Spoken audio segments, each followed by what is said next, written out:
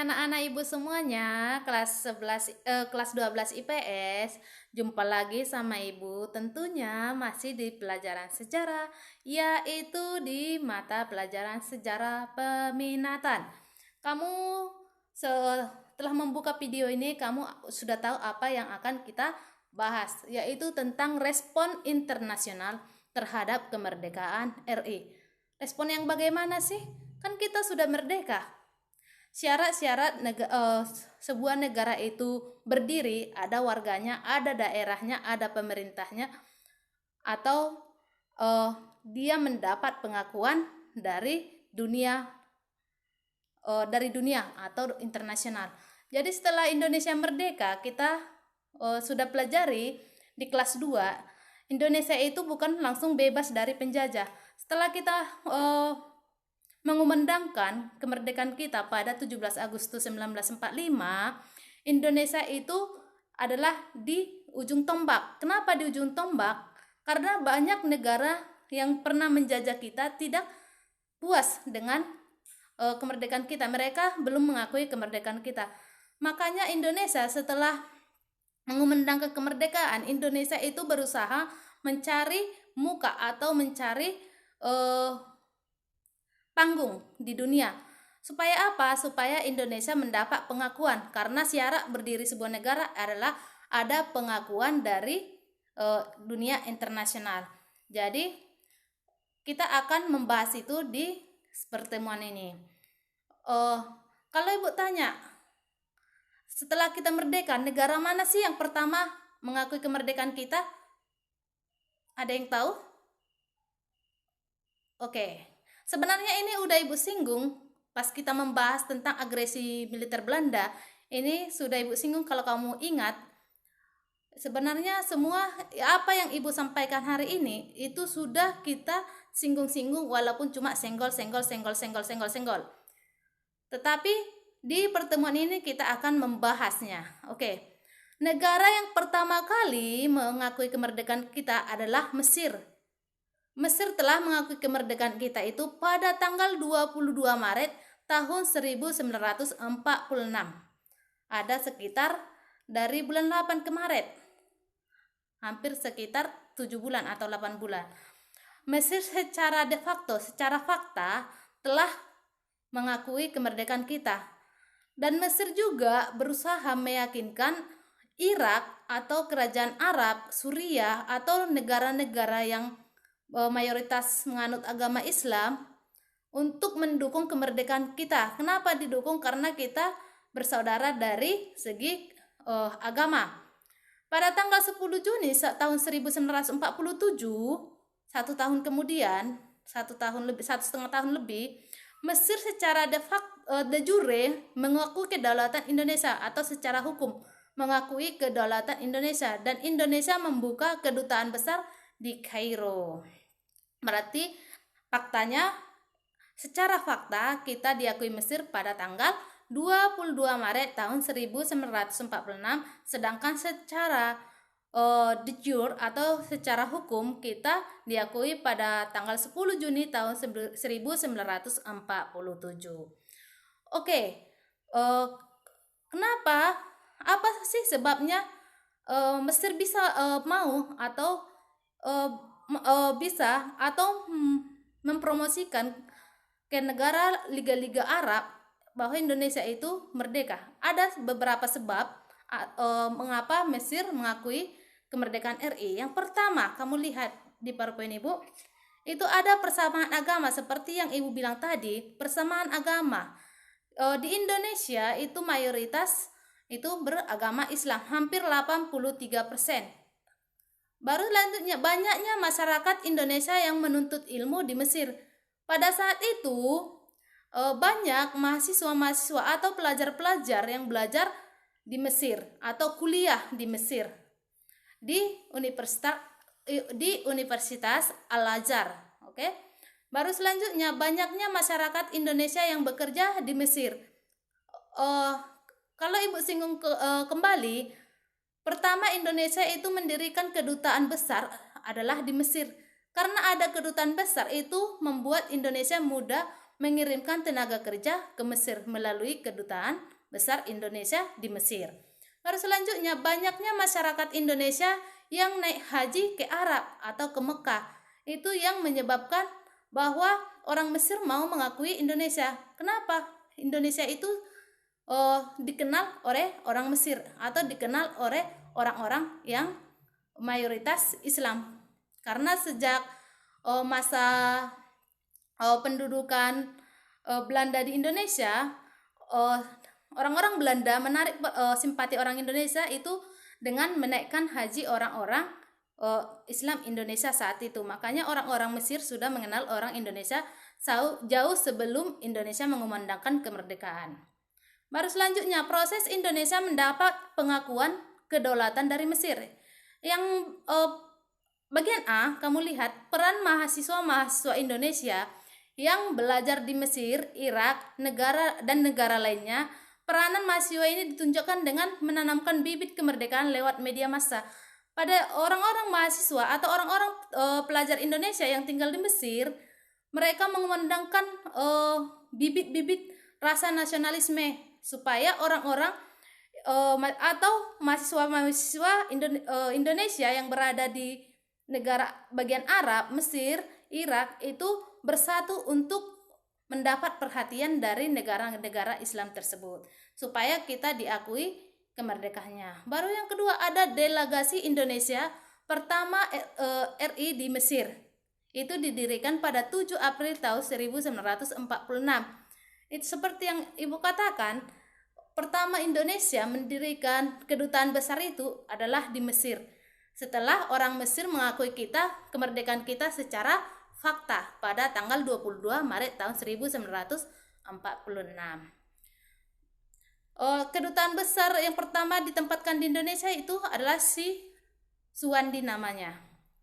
Baru selanjutnya, pembentukan panitia pusat sebagai wakil Indonesia di luar negeri. Panitia pusat ini diketuai oleh Haji Agus Salim.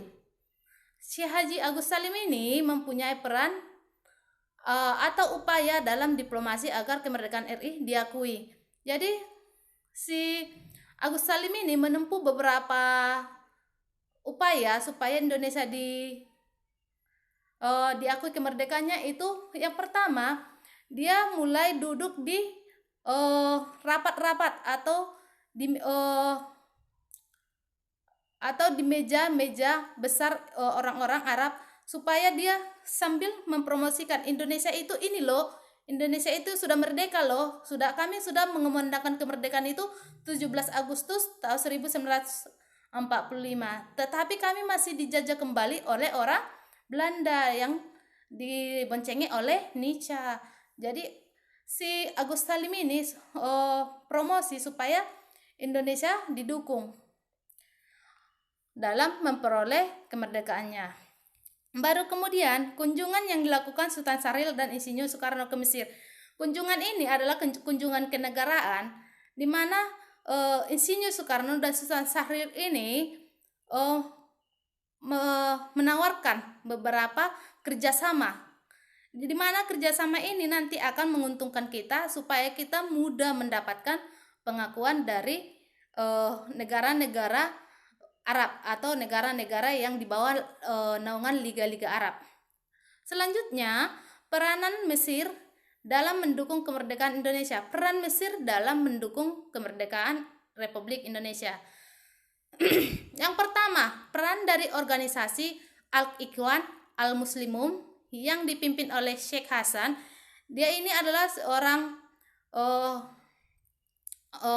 bisa dibilang orang penting, seperti kalau kita bilang di Indonesia itu menteri. Dia adalah orang yang memfasilitasi mahasiswa dalam menyuarakan suara kemerdekaan melalui media massa. Jadi si Sheikh Hasan ini adalah ketua organisasi yang memiliki media massa. Kalau media massa sekarang itu seperti bisa elektronik, bisa koran, tapi dulu masih media cetak, bukan media massa elektronik seperti sekarang. Baru yang bagian B, aksi pemuda Mesir yang mendemo ke Dubes Belanda di Kairo. Ini pemuda-pemuda Mesir ini beserta mahasiswa-mahasiswa Indonesia atau pelajar-pelajar Indonesia di Mesir ini melakukan demo ke kedutaan besar Belanda di Kairo, di mana pada gerakan ini atau pada demo yang pertama ini mereka berhasil menurunkan bendera Belanda yang ada di kedutaan besar Belanda di Kairo. Jadi bendera yang berkibar di kedubes Belanda di Mesir itu berhasil diturunkan karena orang-orang Mesir menilai bahwa orang Belanda ini masih melakukan kekerasan, di mana kita ketahui sampai kita tahun 48 kita masih dijajah oleh Belanda. Baru selanjutnya mengirim delegasi Mesir yang bernama Abdul Mun'im ke Yogyakarta. Ini orang Mesir mengirim si Abdul ini ke Indonesia itu sebagai kedutaan besar Indonesia di kedutaan besar Mesir di Indonesia, yang dimana nanti orang Mesir ini mempermudah orang Mesir ini untuk mengirim bantuan jenis apapun, baik kesehatan, bantuan pangan dan lain-lain, itu mudah karena sudah ada kedutaannya atau delegasinya di Indonesia. Selanjutnya Mesir mendorong agar Liga Arab mengakui kemerdekaan RI. Jadi setelah Mesir mengakui, mereka mempromosikan ke Saudi Arabia, ke Irak, ke negara-negara ke Suriah. Mereka mempromosikan, ayo mari kita dukung kemerdekaan saudara kita, yaitu Indonesia. Mereka adalah saudara seiman, di mana kita saat itu adalah mayoritas Islam. Sampai saat ini pun kita masih mayoritas beragama Islam. Baru selanjutnya ditandatanganinya perjanjian persahabatan antara Mesir dengan Republik Indonesia, di mana Indonesia diwakili oleh Agus Salim, sedangkan Mesir diwakili oleh si Fahmi. Kamu boleh lihat di PowerPoint, agak susah namanya, jadi panggil Fahmi aja, Bapak Fahmi. Pada tanggal 10 Juni tahun 1947. Jadi ada penandatanganan perjanjian persahabatan antara Indonesia dengan Mesir. Kalau kita, Bu, apa kira-kira dibahas? Tidak usah jauh-jauh. Sama seperti kita, kalau kita bersama sahabat, apa sih yang dibahas? Kalau kita berjanji menjadi sahabat, berarti saling menolong, saling membantu. Saat Indonesia menghadapi agresi militer Belanda 1, agresi militer Belanda 2, itu orang-orang Mesir lah yang mengirim tenaga-tenaga medis ke Indonesia untuk mengobati masyarakat atau rakyat Indonesia yang terluka akibat tembakan atau bom atau serangan dari orang-orang Belanda. Seperti itu. Baru selanjutnya Menteri Luar Negeri Mesir di bawah kabinet Ahmad Kashaban Pasha mengirim nota resmi ke Belanda yang berisi permintaan dari Mesir agar Belanda bersedia menghentikan aksinya di Indonesia. Jadi Menteri Luar Negeri Mesir di Belanda itu mengirimkan nota atau pesan supaya Belanda menghentikan, orang-orang Mesir ini mengirimkan permintaan agar Belanda menghentikan aksi-aksinya yang di Indonesia, yang bahkan itu membunuh ratusan nyawa, bahkan ribuan, bahkan jutaan.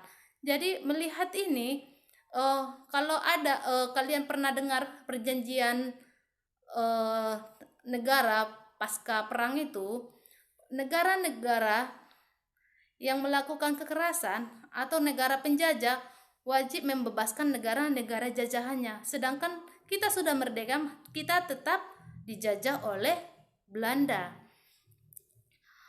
Selanjutnya, aksi pemboikotan oleh buruh pelabuhan Port Said atau terusan Suez terhadap kapal-kapal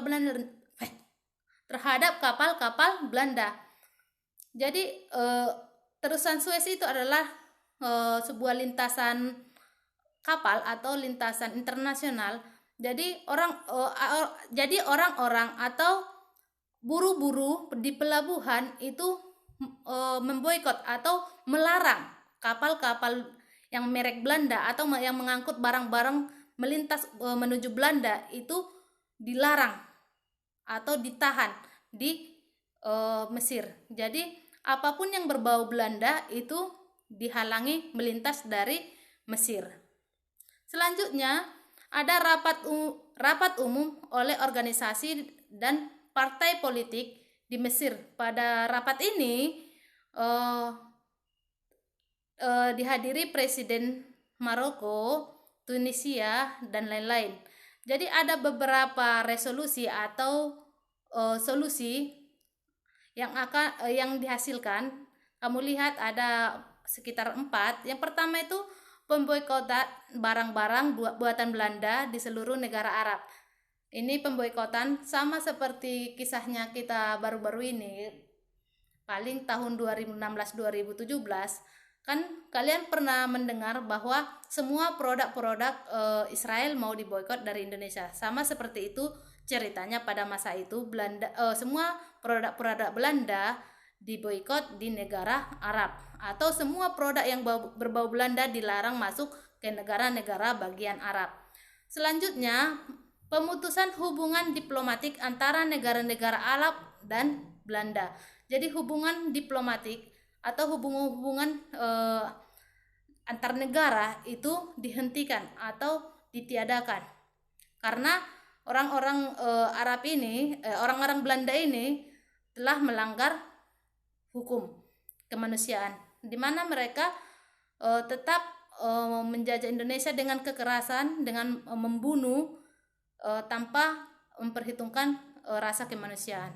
Jadi itulah beberapa resolusi. Kamu lihat ke bawah ada 2 lagi. Ada lagi penutupan pelabuhan, ini sudah Ibu jelaskan di atas. Pembentukan perangkat kesehatan untuk menolong korban agresi militer Belanda di Indonesia. Jadi sampai di sini mungkin ada pertanyaan, ada yang kurang jelas, atau ada yang kalian ketahui tapi tidak Ibu sampaikan, boleh kita cerita, boleh kita berdiskusi, menambah ilmu, menambah pengetahuan. Sampai di sini, sampai jumpa di pertemuan selanjutnya. Kita akan membahas pengakuan kemerdekaan RI dari India, Australia, PBB, dan yang terakhir itu KMB. See you, goodbye, bye bye.